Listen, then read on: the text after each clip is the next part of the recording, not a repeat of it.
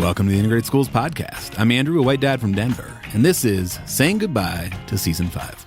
And I hope you'll forgive just a bit of self-referential navel-gazing. If you've been listening from the beginning of this podcast, you'll know that we've taken a pretty loose definition to our seasons. We launched the show back in November of 2018 with 3 episodes.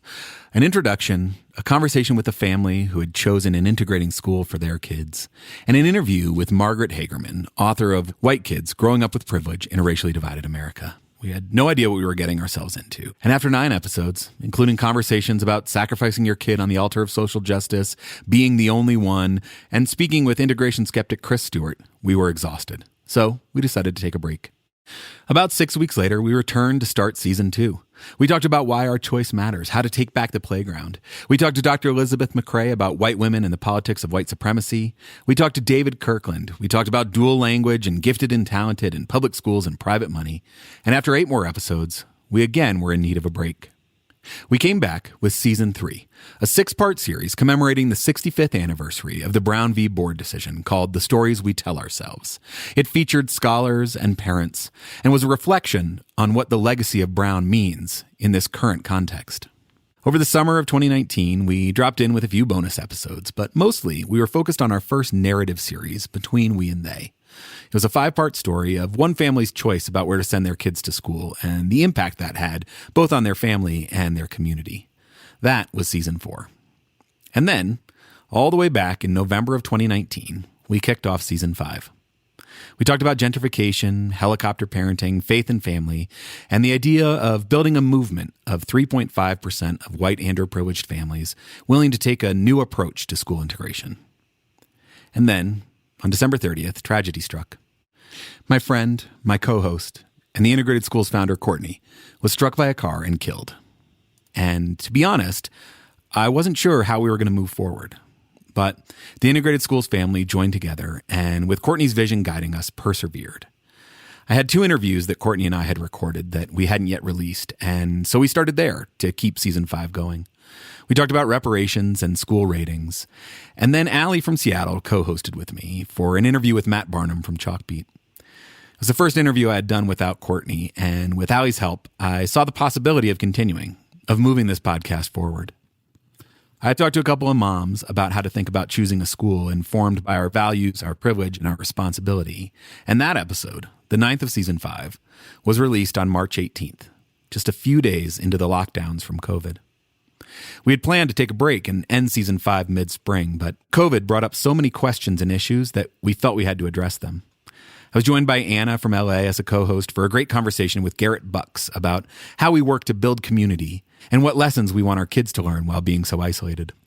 We talked to a couple of teachers about teaching remotely. We talked to Matt Gonzalez about equity in the midst of COVID, and Dr. Jennifer Harvey about building healthy white identity for our kids. And again, it seemed that it might be time to end Season 5. And then George Floyd was murdered, and the country entered a new chapter in the story we tell ourselves about race. We saw a huge surge of interest in integrated schools and felt compelled to keep having conversations and keep sharing them. We shared the keynote from the National Coalition on School Diversity virtual conference. We talked to high school student activists from New York City. We revisited our conversation about the Milliken v. Bradley case with Michelle Adams. And all of a sudden, it was time to start talking about going back to school, struggling with pandemic pods and equity. And so we talked to Dr. Shayla Griffin and JPB Gerald. Since before Season 5 began, we had been discussing a collaboration with Max and Mark from the School Colors podcast, and we were finally able to put that together. And we got to hear the brilliance of Angela Glover Blackwell.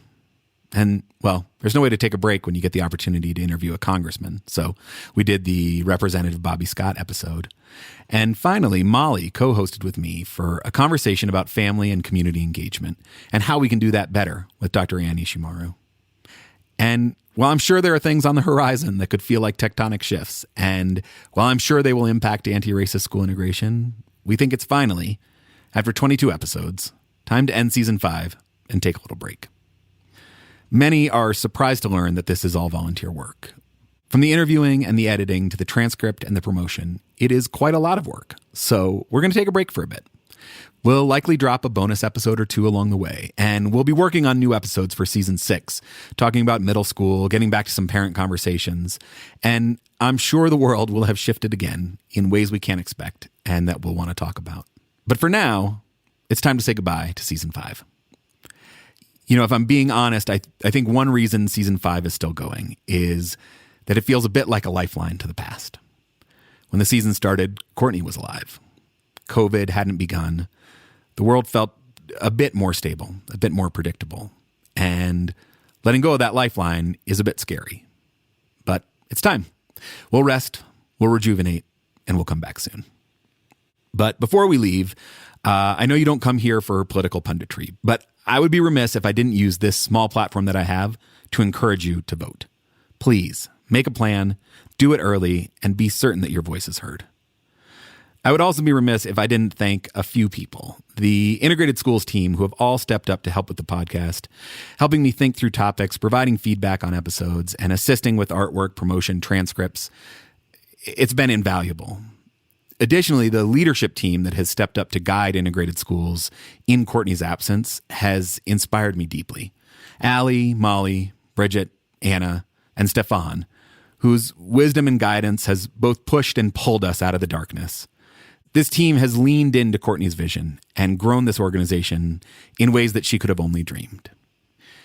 Courtney believed that to live into the promise of becoming a true multiracial democracy requires a cultural shift and a movement of white underprivileged parents who have done the work to examine ourselves, who have found our shared humanity, and then lent our voices to a call for justice. Her dream was to build that movement, and that work is happening every day. We now have 29 local chapters around the country.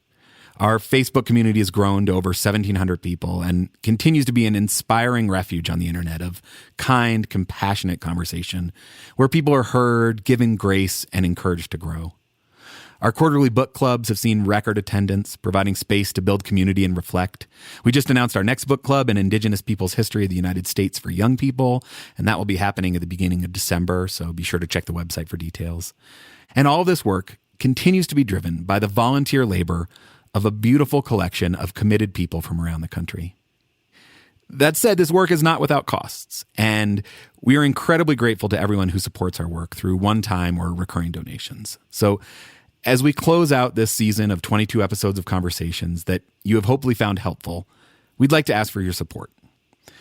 I know that this ask sometimes comes at the end of an episode as a bit of a throwaway, and in part, it's because I'm much more comfortable discussing school integration than asking for support. But I know from your emails, from your tweets, from your Facebook messages, that many of you find these conversations useful. And many of you have already stepped up to support this work by joining our Patreon. And for that, I'm incredibly grateful. However, our best estimate is that maybe 1% of our regular listeners have done that. So if you find value in these conversations, if they've pushed your thinking, if they've helped you make a different choice for your kids, if they've clarified something you felt funny about but couldn't quite articulate, please consider supporting this work. Sharing it with your friends, leaving a rating or review are great ways to help spread the word. And financial support allows us to continue to grow and build this movement. So if you're able, you'll have our eternal gratitude. Patreon.com/IntegratedSchools. If you have ideas for what we should cover in season 6 or just thoughts you'd like to share, reach out to hello@integratedschools.org or hit us up on social media @IntegratedSchools. Back in November of 2018, I could have never imagined where this podcast would take me. Putting together this podcast is simultaneously terrifying and gratifying. I know that every episode is likely to feel problematic somehow down the road. I know that this is a journey and that I continue to have so much to learn. And I'm also deeply humbled by those who've helped me on that journey. From parents willing to share their stories, their fears, their hopes, to experts willing to share their work, to a sitting congressman. I don't take that privilege for granted, and I try every episode to honor that and share it with you all. And so my final thanks as we say goodbye to season 5 is to all of you listeners.